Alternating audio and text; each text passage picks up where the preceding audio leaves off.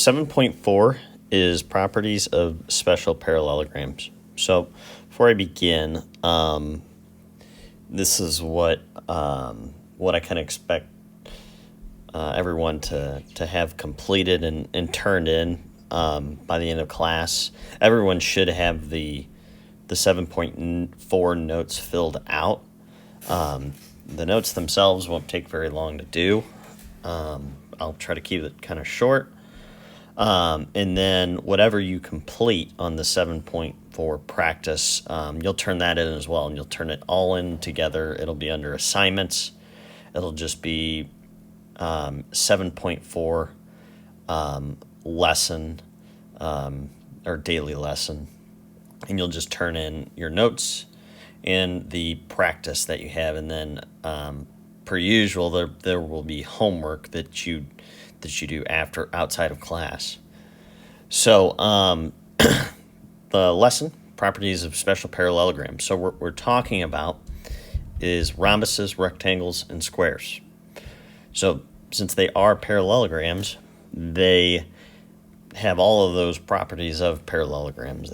Opposite sides are congruent, opposite angles are congruent, the diagonals bisect each other, and then consecutive sides are supplementary. So all of those, or consecutive angles are supplementary rather. So all of those properties hold true for these three types of special parallelograms. Now, what makes them special? So first off, let's just talk about a rhombus. So here's our rhombus right here. So a rhombus is any parallelogram that has four congruent sides. So four congruent sides.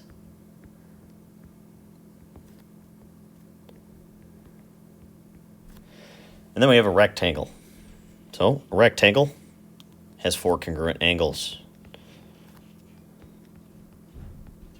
And those are always 90 degrees.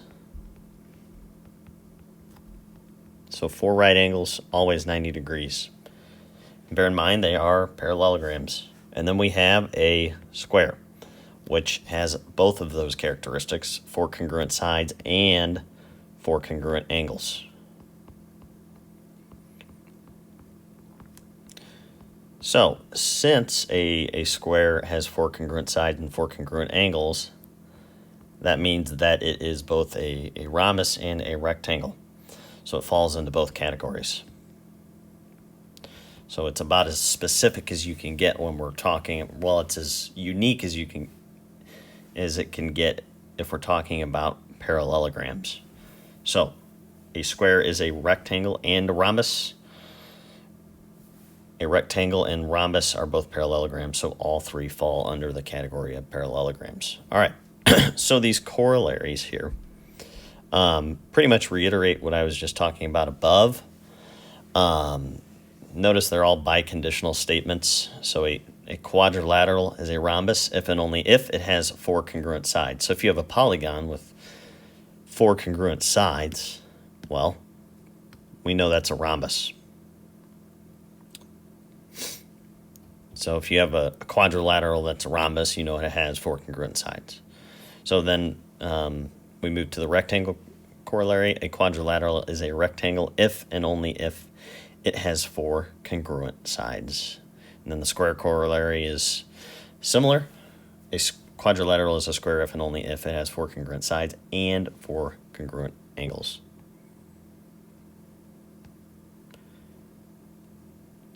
So these properties are going to influence everything that we will deal with moving forward. So if we go back up to the learning objectives for this lesson, we're going to use these properties. We are going to use properties of diagonals, which we haven't talked about yet.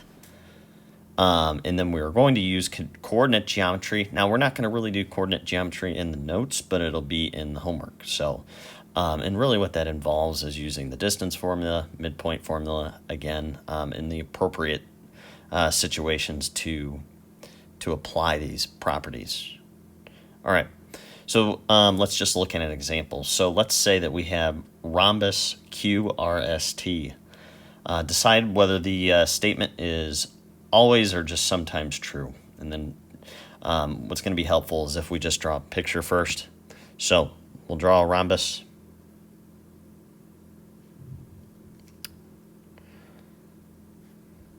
All right, so it's not perfect, but here's my rhombus with 4 congruent sides.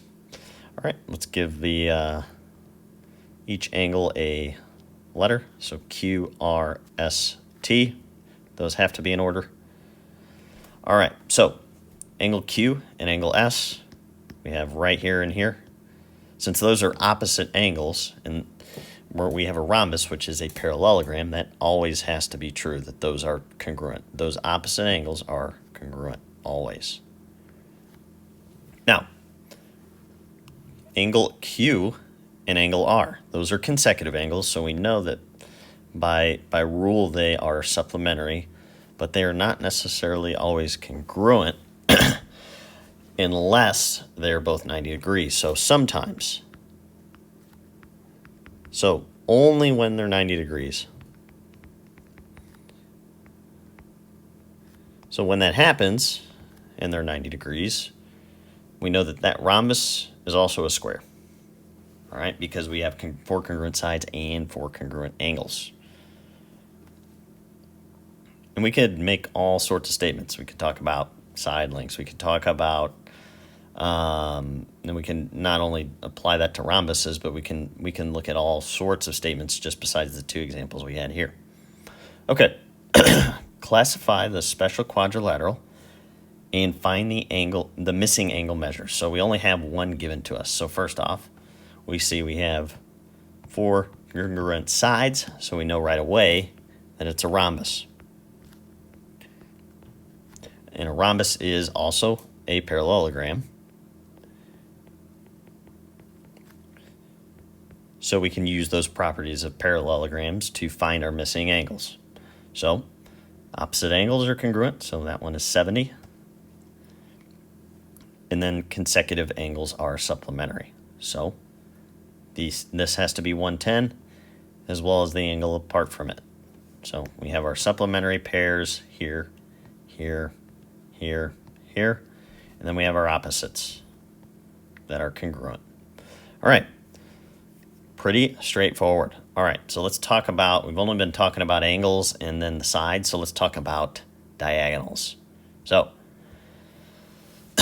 a parallelogram is a rhombus if and only if it has diagonals that are perpendicular. So if and only if its diagonals are perpendicular.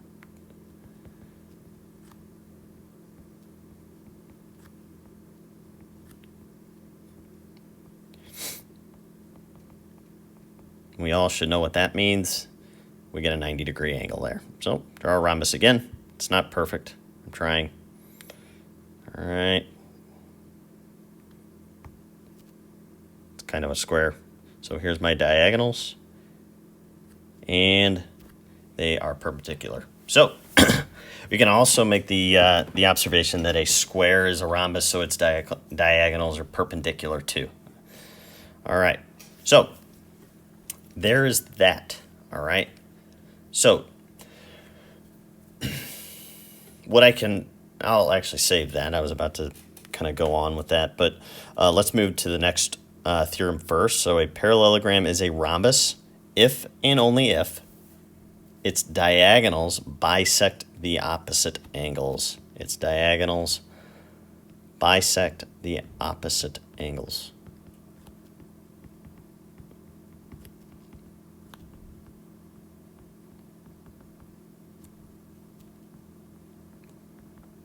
So again, bisect, it's a term we got to know. That just means to cut 2 things in half. We can be talking about angles. We could be talking about sides. Bisect means to cut into 2 equal parts. All right, so my diagonals here and here. We already know from above that we have a right angle there at the intersection. Well, 4 right angles. And then we bisect the opposite angles. And because this is also a parallelogram, we know that the bigger angle on each opposite end is congruent, so these two smaller angles on each side, well, four smaller angles on each side, are all congruent to each other. And we could say the same here. All of these four angles are congruent because the diagonals bisect the larger angle that they make up. So if you know, I'm going to just kind of copy and paste this here. I'm going to do a poor job of it. Try that again. So we copy and paste. All right. If I know that this angle is 30 degrees. Let's say not 30, but let's say, I'm going to erase a little bit here just to kind of clean things up.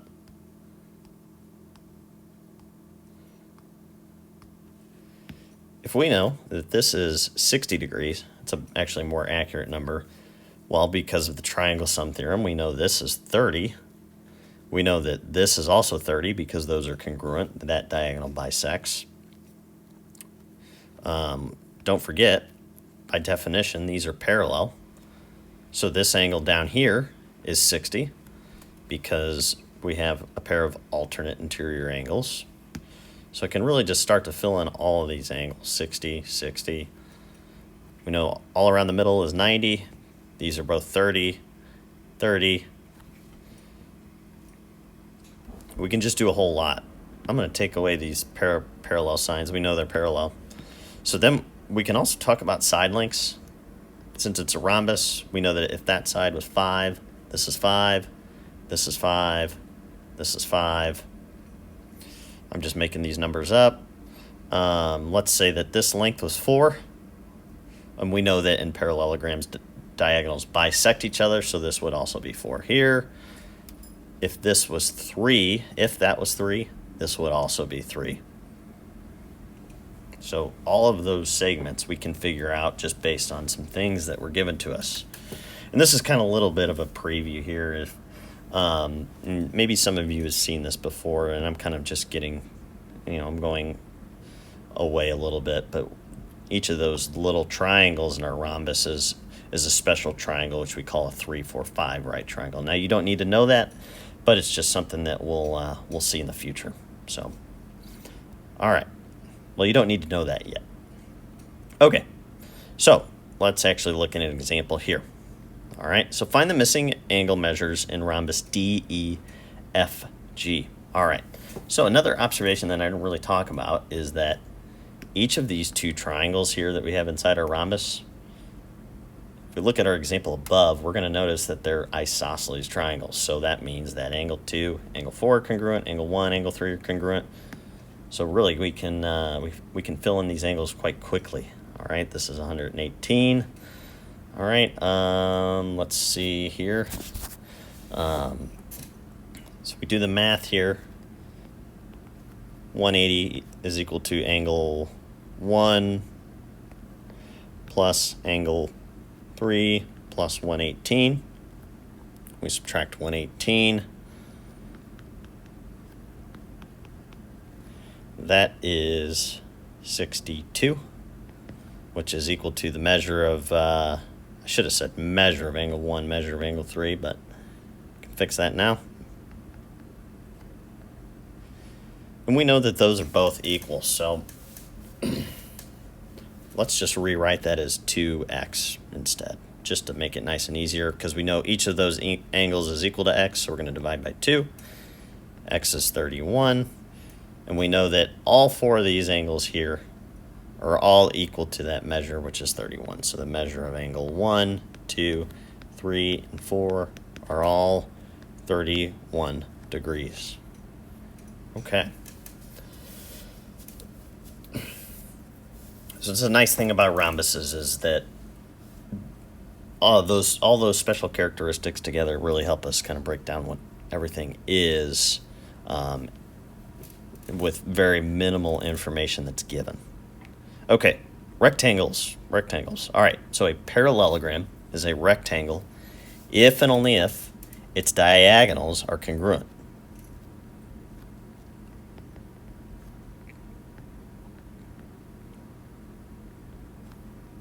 So the diagonals are congruent. So that's the whole segment. If you're looking at that rectangle below, from T to R, in the whole segment QS, those whole segments are congruent. So we'll draw another example of a rectangle here. Call it A, B, C, D.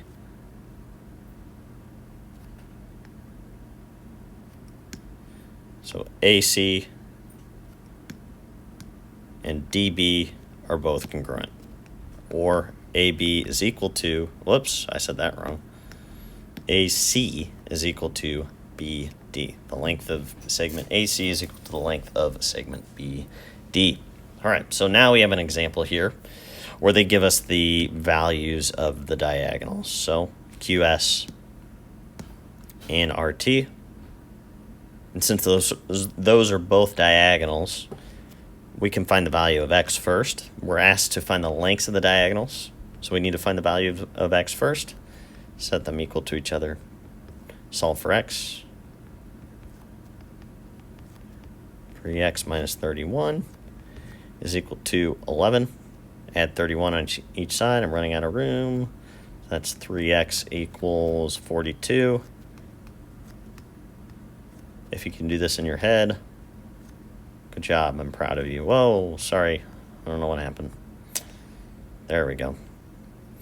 3x equal to 42 divided by 3, and that's 14. So if you did that in your head without a calculator, well done. All right, but that's not the question that we have to answer. We have to find the length of the diagonals. So let's go ahead and plug that into RT just because it'll be a little bit easier. So RT is equal to 2 times x, so 2 times 14, plus 11, 28 plus 11, which is 39. And of course, you should always just check quickly to see if QS is the same, same thing. All right, so notice we haven't really talked about squares or looked at any examples of squares.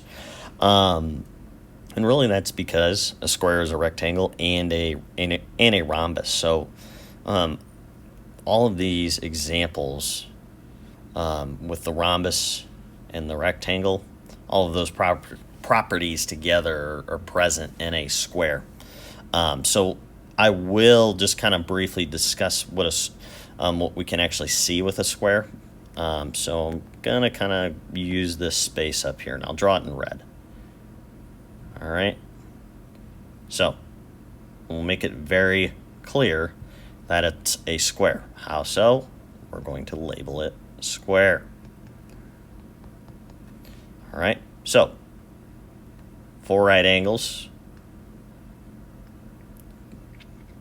4 congruent sides. But let's talk about the diagonals and the angles that they create when we draw those diagonals. So here's a diagonal, and here's a diagonal.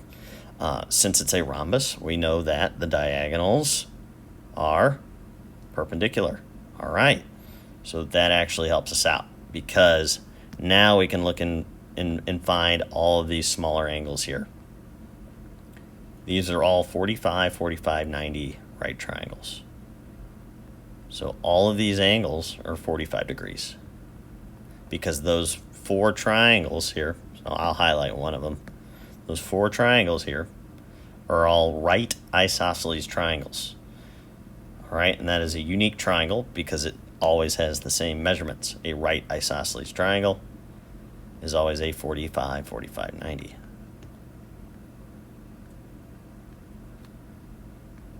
All of those angles are 45, and all the central angles here are 90.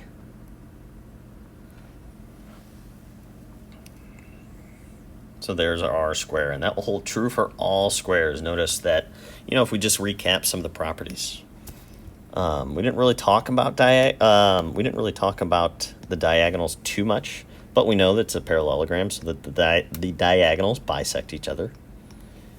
We know it's also a rectangle, so the diagonals are congruent. So all of those 4 inner segments there are all congruent. They are not the same length as the sides of the square. So be careful there. They're not the same length as the sides of the square, so this length here is not the same as this length here. Okay, all right, so just some things to think about, because at the end of this unit, we have all different types of quadrilaterals, all right? We've been talking about parallelograms for the past 3 days, but in the next lesson, we're going to introduce trapezoids and kites.